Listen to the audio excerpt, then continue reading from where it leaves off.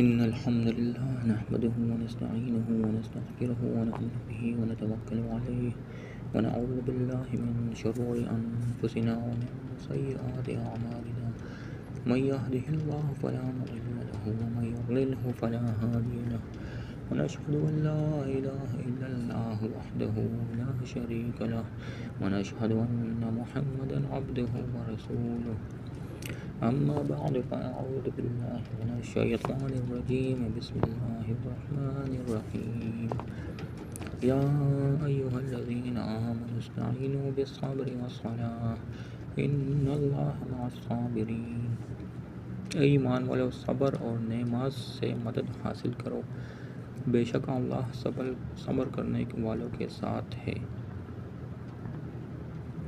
منصب امامت پر معمور کرنے کے بعد اب اس امت کو ضروری ہدایات دی جا رہی ہے، مگر تمام دوسری باتوں سے پہلے انہیں جس بات پر متنبہ کیا جا رہا ہے وہ یہ ہے کہ یہ کوئی پھولوں کا بستر نہیں ہے جس پر آپ حضرات لٹائے جا رہے ہیں۔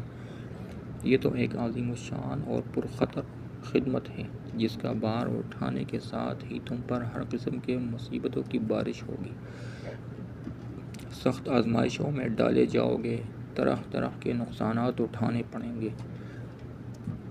اور جب صبر اور عزم استقلال کے ساتھ ان تمام مشکلات کا مقابلہ کرتے ہوئے خدا کی راہ میں بڑھے چلے جاؤ گے تب تم پر عنایات کی بارش ہوگی۔ یعنی اس بھاری خدمت کا بوجھ اٹھانے کے لیے جس طاقت کی ضرورت ہے وہ تمہیں دو چیزوں سے حاصل ہوگی، ایک یہ کہ صبر کی صفت اپنے اندر پیدا کرو، دوسرے یہ کہ نماز کے عمل سے اپنے آپ کو مضبوط کرو۔ آگے چل کر مختلف مقامات پر اس امر کی تشریحات ملیں گی۔ وَلَا تَقُولُوا لِمَن يُقْتَلُ فِي سَبِيلِ اللَّهِ أَمْوَاتٌ بَلْ أَحْيَاءٌ وَلَٰكِن لَّا تَشْعُرُونَ۔ اور جو لوگ اللہ کے راستے میں قتل ہوں ان کو مردہ نہ کہو، دراصل وہ زندہ ہے مگر تم کو احساس نہیں ہوتا۔ موت کا لفظ، اس کا تصور انسان کے ذہن پر ایک ہمت شکن اثر ڈالتا ہے، اس لیے اس بات سے منع کیا گیا ہے کہ شہداء فی سبیل اللہ کو مردہ کہا جائے، کیونکہ اس سے جماعت کے لوگوں میں جذبہ جہاد و قتال اور روح جاں فروشی کے سرد پڑنے کا اندیشہ ہے۔ اس کے بجائے ہدایت کی گئی کہ اہل ایمان اپنے ذہن میں یہ تصور جمائے رکھے کہ جو شخص خدا کی راہ میں جان دیتا ہے وہ حقیقت میں حیات جاوداں پاتا ہے۔ وَلَنَبْلُوَنَّكُمْ بِشَيْءٍ مِّنَ الْخَوْفِ وَالْجُوعِ وَنَقْصٍ مِّنَ الْأَمْوَالِ وَالْأَنفُسِ وَالثَّمَرَاتِ وَبَشِّرِ الصَّابِرِينَ۔ اور دیکھو ہم تمہیں آزمائیں گے ضرور، خوف سے، بھوک سے، مال و جان اور پھلوں کی کمی کر کے، اور جو لوگ صبر سے کام لیں ان کو خوشخبری سنا دو۔ الذين إذا أصابتهم مصيبة قالوا إنا لله وإنا إليه راجعون۔ یہ وہ لوگ ہیں جب ان کو کوئی مصیبت پہنچتی ہے تو یہ کہتے ہیں کہ ہم سب اللہ ہی کے ہیں اور ہم کو اللہ ہی کی طرف لوٹ کر جانا ہے۔ کہنے سے مراد صرف زبان سے یہ الفاظ کہنا نہیں ہے بلکہ دل سے اس بات کا قائل ہونا ہے کہ ہم اللہ ہی کے ہیں، اس لیے اللہ کی راہ میں ہماری جو چیز بھی قربان ہوئی وہ گویا ٹھیک اپنے مصرف میں صرف ہوئی، جس کی چیز تھی اسی کے کام آ گئی، اور یہ کہ اللہ ہی کی طرف ہمیں پلٹنا ہے۔ یعنی بہرحال ہمیشہ اس دنیا میں رہنا نہیں ہے، آخر کار جانا خدا ہی کے پاس ہے، لہٰذا کیوں نہ اس کی راہ میں جان لڑا کر اس کے حضور حاضر ہوں۔ یہ اس سے لاکھ درجہ بہتر ہے کہ ہم اپنے نفس کی پرورش میں لگے رہیں اور اسی حالت میں اپنی ہی موت کے وقت پر کسی بیماری یا حادثے کا شکار ہو جائیں۔ اولئک علیہم صلوات من ربہم ورحمہ واولئک ھم المہتدون۔ یہ وہ لوگ ہیں جن پر ان کے پروردگار کی طرف سے خصوصی عنایت ہے اور رحمت ہے، اور یہی لوگ ہیں جو ہدایت پر ہے۔ ان الصفا والمروة من شعائر الله فمن حج البيت او اعتمر فلا جناح عليه ان يطوف بهما ومن تطوع خيرا فإن الله شاكر عليم۔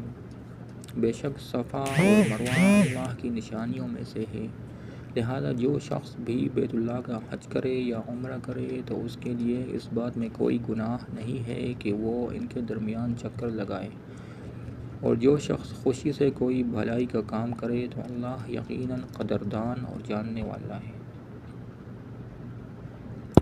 ذوالحجہ کی مقرر تاریخوں میں کعبے کی جو زیارت کی جاتی ہے اس کا نام حج ہے، اور ان تاریخوں کے سوا دوسرے زمانے میں جو زیارت کی جائے وہ عمرہ ہے۔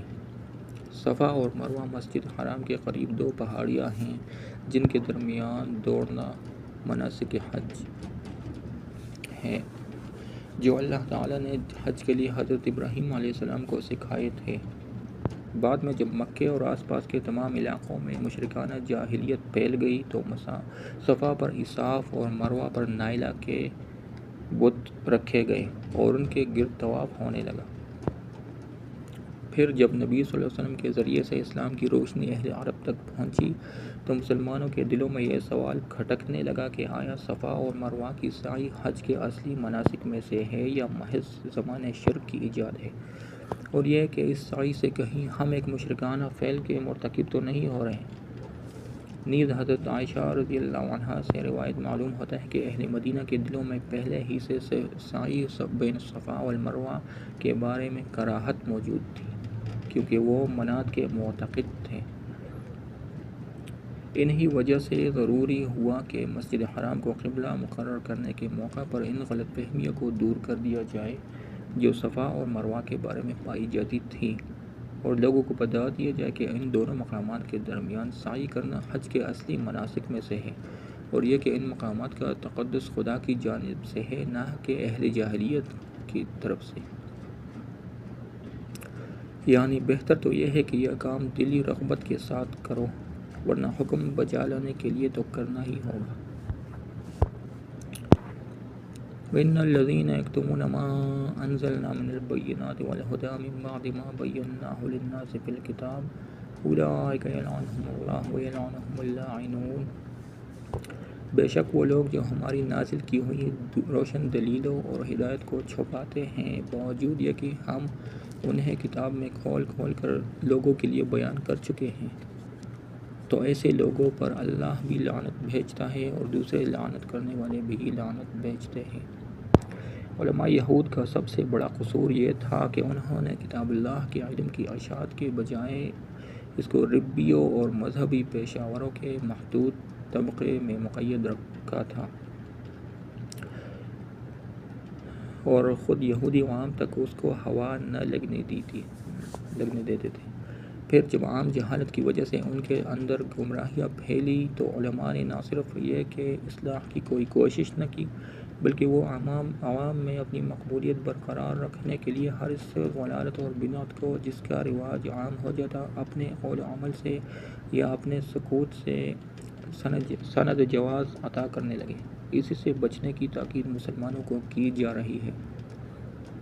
دنیا کی ہدایت کا کام جس امت کے سپرد کیا جائے اس کا فرض یہ ہے کہ اس ہدایت کو زیادہ سے زیادہ پھیلائے، نہ یہ کہ بخیل کے مال کی طرح اسے چھپا رکھے۔ إِلَّا الَّذِينَ تَابُوا وَأَصْلَحُوا وَبَيَّنُوا فَأُولَٰئِكَ أَتُوبُ عَلَيْهِمْ وَأَنَا التَّوَّابُ الرَّحِيمُ۔ ہاں وہ لوگ جنہوں نے توبہ کر لی ہو اور اپنی اصلاح کر لی ہو اور کھول کھول کر بیان کر دیا ہو تو میں ایسے لوگوں کی توبہ قبول کر لیتا ہوں، اور میں توبہ قبول کرنے کا خوگر ہوں، بڑا رحمت والا۔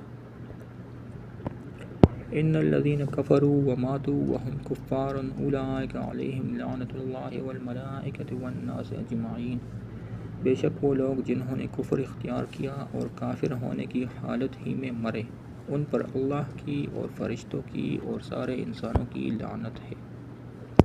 کفر کے اصلی معنی چھپانے کے ہے، اسی سے انکار کا مفہوم پیدا ہوا اور یہ لفظ ایمان کے مقابلے میں بولا جانے لگا۔ ایمان کے معنی ہے ماننا، قبول کرنا، تسلیم کرنا۔ اس کے برعکس کفر کے معنی ہے نہ ماننا، رد کر دینا، انکار کرنا۔ قرآن کی روح سے کفر کے رویہ کے مختلف صورتیں ہیں۔ ایک یہ کہ انسان سرے سے خدا ہی کو نہ مانے، یا اس کے اقتدار اعلیٰ کو تسلیم نہ کرے اور اس کو اپنا ساری کائنات کا مالک اور معبود ماننے سے انکار کر دے یا اسے واحد مالک اور معبود نہ مانے۔ دوسرے یہ کہ اللہ کو تو مانے مگر اس کے احکام اور اس کی ہدایت کو اور قانون کو تسلیم کرنے سے انکار کر دے۔ تیسرے یہ کہ اصولاً اس بات کو بھی تسلیم کر لے کہ اسے اللہ ہی کی ہدایت پر چلنا چاہیے مگر اللہ اپنی ہدایات اور اپنے احکام پہنچانے کے لیے جن پیغمبروں کو واسطہ بتاتا ہے انہیں تسلیم نہ کرے۔ چوتھے یہ کہ پیغمبروں کے درمیان تفریق کرے اور اپنی پسند یا اپنے تعصبات کی بنا پر ان میں سے کسی کو مانے اور کسی کو نہ مانے۔ پانچویں یہ کہ پیغمبروں نے خدا کی طرف سے عقائد، اخلاق اور قوانین کے متعلق جو تعلیمات بیان کی ہے ان کو یا ان میں سے کسی چیز کو قبول نہ کرے۔ چھٹے یہ کہ نظریے کے طور پر ان سب چیزوں کو مان لے مگر عملاً احکام الہی کی دانستہ نافرمانی کرے اور اس نافرمانی پر اصرار کرتا رہے اور دنیاوی زندگی میں اپنے رویے کی بنا اطاعت پر نہیں بلکہ نافرمانی ہی پر رکھے۔ یہ سب مختلف طرز فکر عمل اللہ کے مقابلے میں باغیانہ ہے اور ان میں سے ہر ایک رویے کو قرآن کفر سے تعبیر کرتا ہے۔ اس کے علاوہ بعض مقامات پر قرآن میں کفر کا لفظ کفران نعمت کے معنی میں بھی استعمال ہوا ہے اور شکر کے مقابلے میں بولا گیا ہے۔ شکر کے معنی ہے نعمت جس نے دی ہے انسان اس کا احسان مند ہو، اس کے احسان کی قدر کرے، اس کی دی ہوئی نعمت کو اسی کی رضا کے مطابق استعمال کرے اور اس کا دل اپنے محسن کے لیے وفاداری کے جذبے سے لبریز ہو۔ اس کے مقابلے میں کفر یا کفران نعمت یہ ہے کہ آدمی یا تو اپنے محسن کا احسان ہی نہ مانے اور اسے اپنی قابلیت یا کسی غیر کی عنایت سفارش کا نتیجہ سمجھے، یا اس کی دی ہوئی نعمت کی ناقدری کرے اور اسے ضائع کر دے۔